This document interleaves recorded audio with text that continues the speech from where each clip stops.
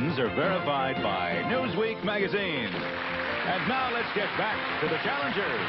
Thank you, Don Morrow. If you just joined us and fallen in here, let me remind you that this is the Invitational Tournament. These people are all great players, and at the end of the 2 days, that is yesterday and today, we add the monies together, and somebody in about 10 minutes or so from now is going to walk out of here with an extra $10,000 on top of all the other earnings, and that's kind of fun. We're ready to start the second half of play. We'll raise the value of all of the questions. Julie, this is time when you can do a little catching up. Chris, you could use a little boost there, both of you running after Lauren. Here are the 6 categories we're going to be playing with.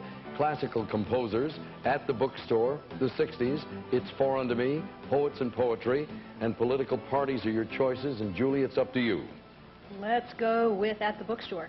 At the Bookstore, we have $200 mysteries, $300 autobiographies, and $400 wagers on horror stories. Select one, make a wager.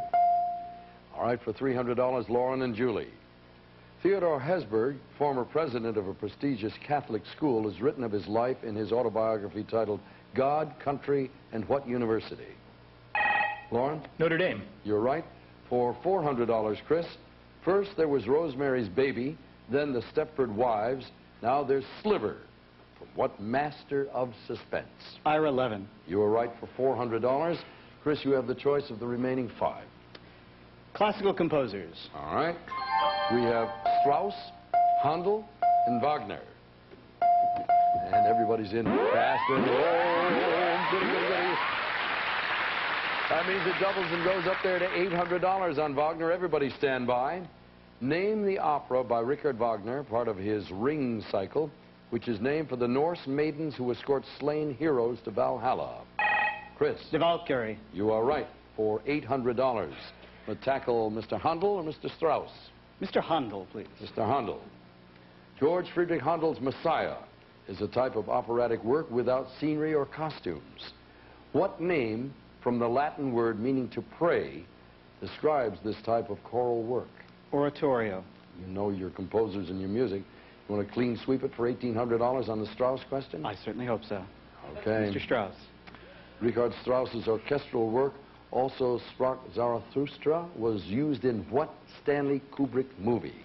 2001: A Space Odyssey. You did it. $1,800 gives you the lead. That's the kind of luck you hope. What am I saying? Demeaning you by saying luck. That's the kind of knowledge you hope to come across.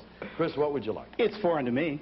It's Foreign to Me involves the Foreign Service, Foreign Trade, and the Foreign Legion. Select one, please. For $200, Lauren, this is yours. The Foreign Service, also called the Diplomatic Corps, is the operating arm in other countries of what U.S. government department? The State Department. Correct, for $200. Julie and Chris for $400. French forces, including members of the Foreign Legion, were defeated in 1954 in the decisive battle of what Indochina War, which was fought in and around what Indochinese village? Chris. Dien Bien Phu. Dien Bien Phu is correct. And we have 3 subjects left. Which one would you like? Political parties. Political parties. We have the Republican Party, the Democratic Party, and the American Independent Party. $200 to $400 wagers. Oh! You guys want to hit as hard and fast as the lights dim in the studio here. All right. Stand by for $800. The Conservative American Independent Party was established to support the 1968 presidential campaign of what former governor of Alabama? Lauren. George Wallace. You are right for $800. We have the Republicans and the Democrats left. Republicans. For $400.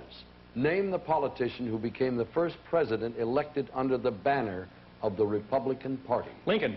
Correct. Democratic Party? Yep. Between 1861 and 1932, a period of 71 years, only 2 Democrats gained the U.S. presidency. One was Grover Cleveland. Name the other. Woodrow Wilson. You know your political parties. You swept it. $1,800. Puts Lauren and Chris neck and neck. Lauren, where do we go with one of these 2? Poets and Poetry. Poets and Poetry involves quotes, titles, and poets. Select and wager. For $200, Chris, give me the 3 words that will finish this line from Alexander Pope's An Essay on Criticism. To err is human.